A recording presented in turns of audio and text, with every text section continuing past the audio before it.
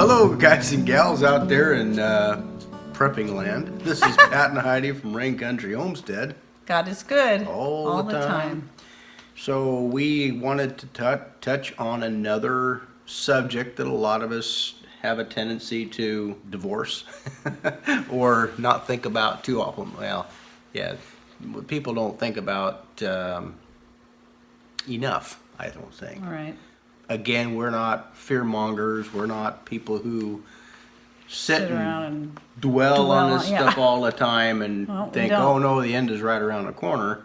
But It feels like it though, because we keep feeling the need to touch on these subjects because of questions. yeah, and well, remarks, it's just important things to consider. I Yeah. mean, a lot of times, emergencies come up, medical needs and different things that just hit us all of a sudden, and we really should just think about these things every now and then. Right. Take a moment of your day, whether it's 5 or 10 minutes, and just kind of ponder, what would you do? I'm using 5 or 10 minutes, term loosely, but just quickly think about what you would do in specific situations. Right. And what we'd like to touch on today is the importance of community. I don't like the sounds of that because it sounds a lot like communism, socialism, something like that. But there is a fine line. I like to call it networking. It sounds better to me. But realistically, you're all going to have to work together. Right. The people who you choose to accept into your group, whether it's everybody or somebody or nobody, a lot of us have a tendency. Even if you're an island, you got to get along with yourself. You got to get along with you. It's important. Yeah. If you're thinking on these things and you want to consider who you're going to let into your group, who you're going to let. You've only got so many people you can take in. We've covered that the subject in another video. And this is just to kind of clarify, this is basically a spin-off of an original topic where it was just going to be a one-time thing, and so it's turning into a whole series, and I think this is part 4. Right. I think. And there's a lot of different things when you're talking about emergency preparedness. You go to your county extension site, they talk about preparedness there. They're talking about that more and more all the time. A natural disasters strike is primarily, or what their focus is on. And when it comes to utility services, there's the threat of terrorist attack and different things such as that. There could be a pandemic that comes around. There's new bugs coming out all the time that seem to be coming out of nowhere. We just heard about another one that hit our state. Yeah, so, it doesn't hurt to put your mind to medical needs and putting a plan in action to help facilitate you through a time of emergency. So what we wanted to talk about today was community. Typically what we tend to do is we gravitate towards who we know already. And that's people who are family and close friends. And are those the people who you really want in your clique? Well, You'd like to think so. You'd like to think so, but it's really good to sit and think about what kind of personalities that you're going to be having. Depending on how bad the situation gets, you might all be under one roof. Are you compatible? I mean, we all have differences. I don't care how well you get along. Me and Heidi got a real good relationship, but that takes years and years and years to refine and process. And We're not that old. and as long as she does what I tell her to do, everything's fine. And as long as he's receptive to the skillet to his head, well, it's pretty good. So we will work that out. Anyway, we say that tongue in cheek, as if anybody who follows us knows that. So anyway, we have a good relationship, and eventually we'll talk about marriage, fruits of a good relationship down the road. But we wanted to tackle the community thing today.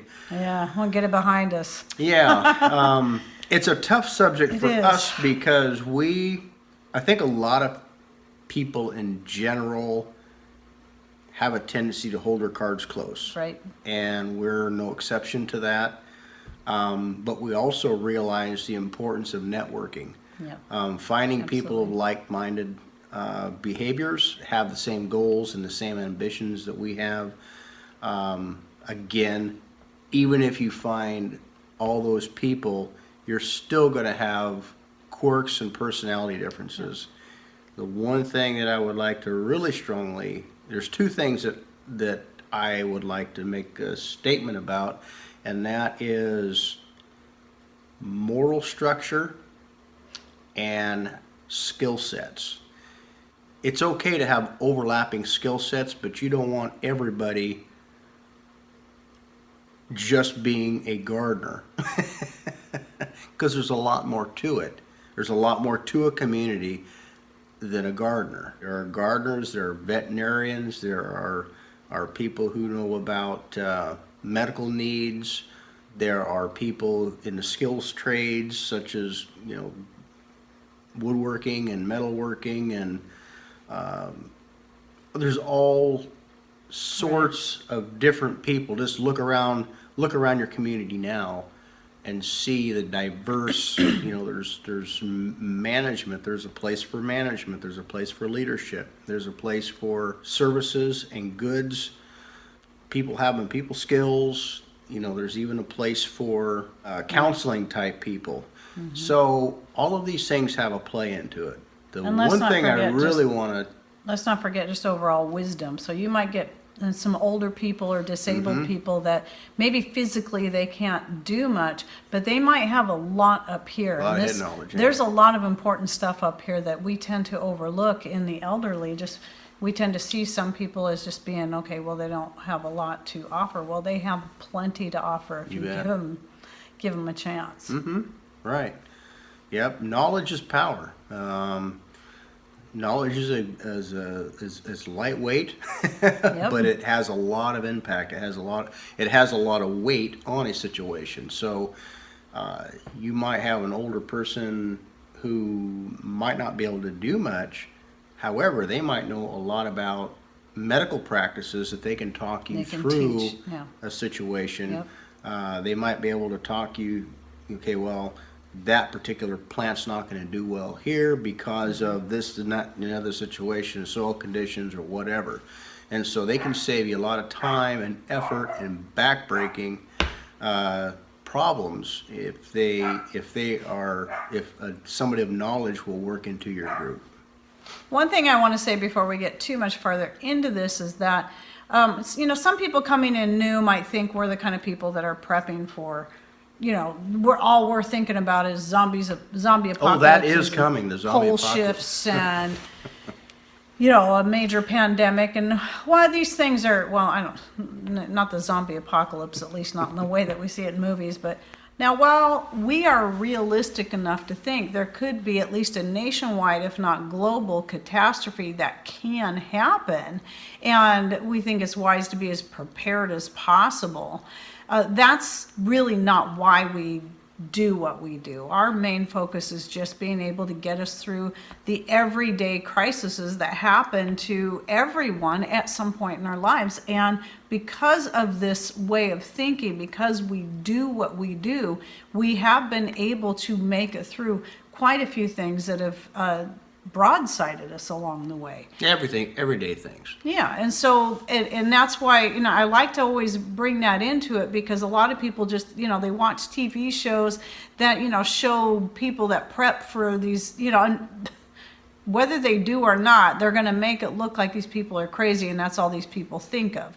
And a lot of times that's not even the case, and sometimes it is, but, you know, this is actually just real life everyday stuff. However, what we're talking about here in this series, this more recent series that we're doing, is something that's on a larger scale, a more Worst case scenario. more of a worst case scenario, which we hope and pray doesn't happen and may not, at least in our lifetime. But it's still something that people need to be wise and think about how they're going to handle this. So having a good group of people that you can trust, that you know will work hard, or do what they can and offer whatever skills or knowledge they can to your group are really important.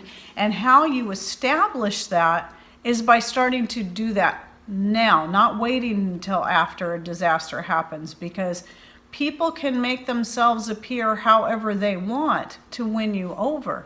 You need to know these people, who they really are, and you need to use discernment all the time and watch everything they do. I mean, I've kind of, met some people I thought, oh, this might be a good person to team up with. But over time, as I kind of watch them, starting to think, I don't know if this is someone I can trust. If they're going to lie about this over here, is this someone that I can trust, having, that I can put my trust in this situation? And then, of course, you have to also think about some major conflicts you can have with people, such as religious views and stuff like that. I mean, the Bible tells us as Christians we're not to be unequally yoked, and there's a reason for that, because of the problems it can cause. So these are all things that have to be weighed out, and it's very difficult to think about. Well, even though you might be of the same religious background or political background or work ethic background, you're still going to have intricacies within that matrix that is going to rub you the wrong way. You're going to have to just work through that kind of stuff. There are certain but on things. on the inset, you want to, let's just cut some of this stuff out directly from the get-go, and try to tailor your group to more like-minded folks in respect to those different issues that we have just mentioned. And they are issues. You stop and look around you today, what are the things that most people fight about? It's either finances, religion, politics, moral issues, all those things. How the toilet paper goes on. That is important. Which we agree on. We have that figured out. Anyway, at any rate, it's really important to look at different personalities out there and see who is going to be adaptable to your environment. Right. I mean, like you said, you can't nitpick every little thing, because No. we all have our faults, and you got things about you, I've got things about me that are going to irritate people. It's just the way it is. And so, sometimes the way I wear my hair irritates some people, but those are the little things that we should just say we ignore. Okay, we look past those things. We can love people and work together with people without letting these little stupid little things come between us. You got to agree to disagree. Right. And right. You always have to go into a relationship, any relationship, and with an understanding that there's going to be some differences there, and you have to put your big boy pants on and your big girl skirt on, or whatever it is you wear, and grow up and get over being right all the time. Right. And so now I want to back up just a little bit, and that is, let's start on a lower scale. So let's just say maybe it's more of an economic crisis, stock market crash or whatever, and just like in the Depression of the 30s, it does affect people on a grand scale. I think when you're looking at smaller towns and certain more other remote type places, people are going to be more apt to pull together and to work together. And I think I know in our small town, we do see when things happen, a family over here has a crisis, this family over there had their house burned down, or whatever it is, people do pull together and help each other out. We live in a great community for that. And I think a lot of people in general that live in smaller towns can say that. But even in our small towns, let's look realistically. Even in our small town, we still have the druggies and the people like that think they have a right to come take whatever you have so that they can continue on with their bad habit.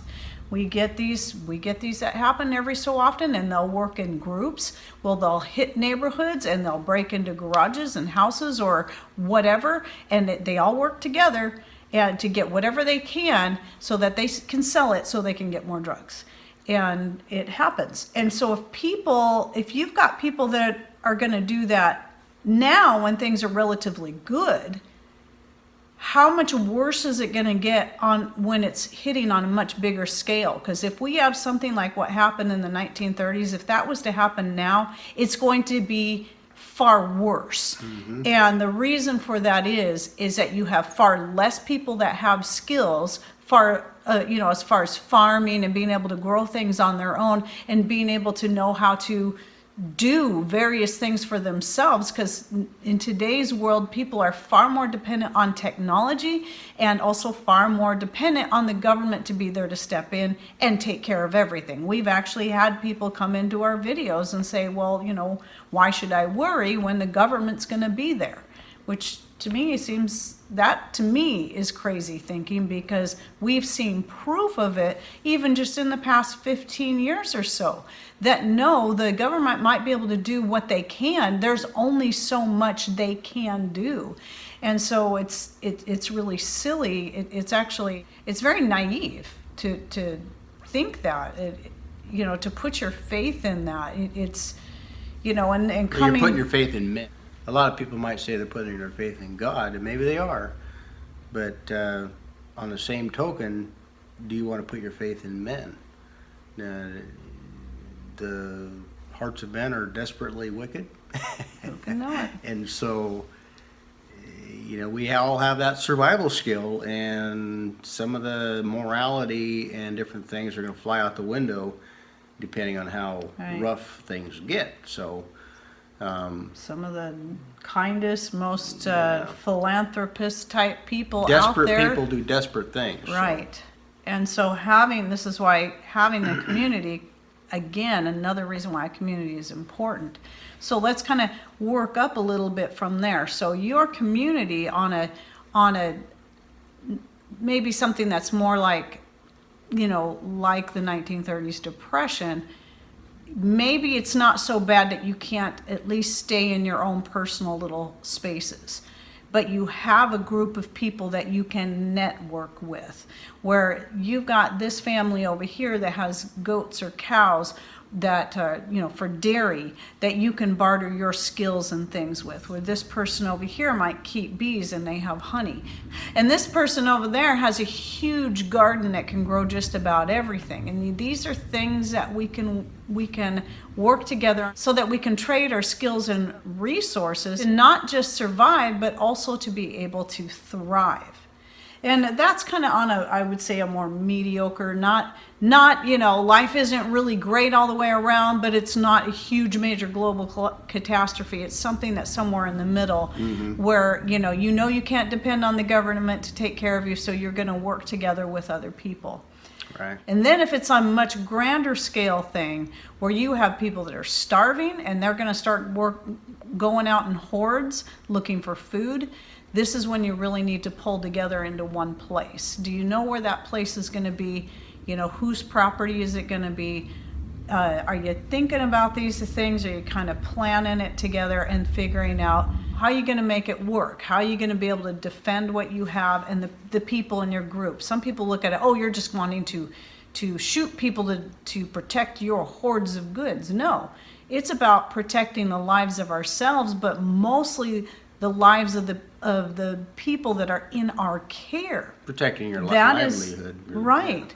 There, and you have to admit, even if you're making those kind of accusations at people that like to put up for hard times, if it were you and people were coming after you, you would do what you could to protect your life and your kid's life, your grandkid's life, and anybody else that you love and care for, from the strangers that are going to come and think they have a right, just like the druggies around here that seem to think they have a right to take whatever they want from anyone.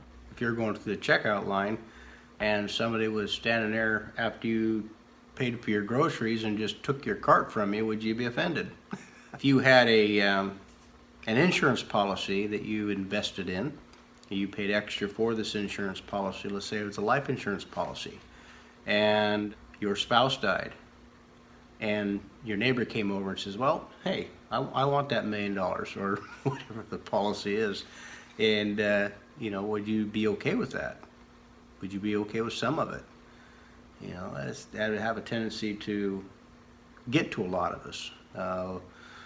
Comes to money, and during a situation where times are tough, well, food and water are a pretty important commodity, and you can't eat money. So in that situation, that food becomes a valuable asset, which is money.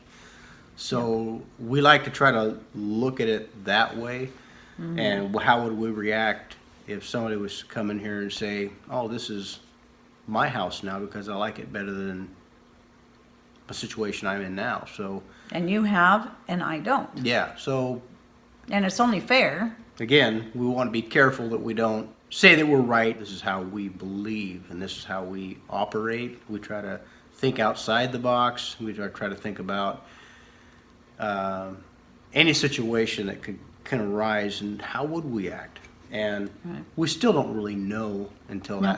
that really happens. Yeah, I don't But we think- try to put ourselves in a hypothetical situation where we try to understand where we might play into this. With all this in mind, and we do have at least one more video that's going to be a part of this series, which I haven't actually put this in its own separate series yet. I'm going to figure that out and put a name to it. But we'd like to hear from you what you think about community. Are you planning on trying to go it alone? Are you thinking about, and if so, why? Or do you have a plan for all of your family or all of your neighborhood? What is it you're looking at? How are you trying to work this into your daily plans as you're preparing for whatever life may throw your way? For the possibility that maybe what life throws your way is what is going to throw it everybody's way at the same time, and you're going to all have to figure out how to deal with it. So what are your plans? Have you thought about it at all? We've got pretty good ideas of some various things, but we're still open to different ideas. We're still trying to digest all the different scenarios and ways that we would like to put this together, and what kind of people and who we want to pull together and how we want to pull them together. I mean, these are all things that we're still thinking about. I'm not going to say that we have it all figured out, and that's also why we're discussing these things. And would you guys like to see any other types of subjects in this particular subject matter? Leave those in the comment section below, Yeah. or toss us an email. Right. And that's how we've been coming up with these. We come up with ideas. I think we got a lot of videos out there, and a lot of times those videos that we have are spurred from your questions or your suggestions as to what you would like to see this channel or the direction this channel go. We like to think that we're kind of eclectic, and we're not always talking about prepping. we're not always talking about We just do that prepping, or more in the winter time.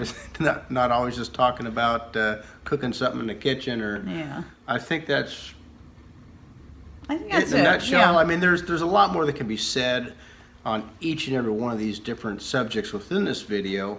So, but we like to leave you guys open to conversation in the comment section. Right. So, and not just with us, but with each other, because this is, this opens up some new doors and ideas of things that all of us might not have thought about before. Right. So Okay. Well, I think that's good enough to put a cap on this. All right. Well, thanks for watching, Take care. and God bless.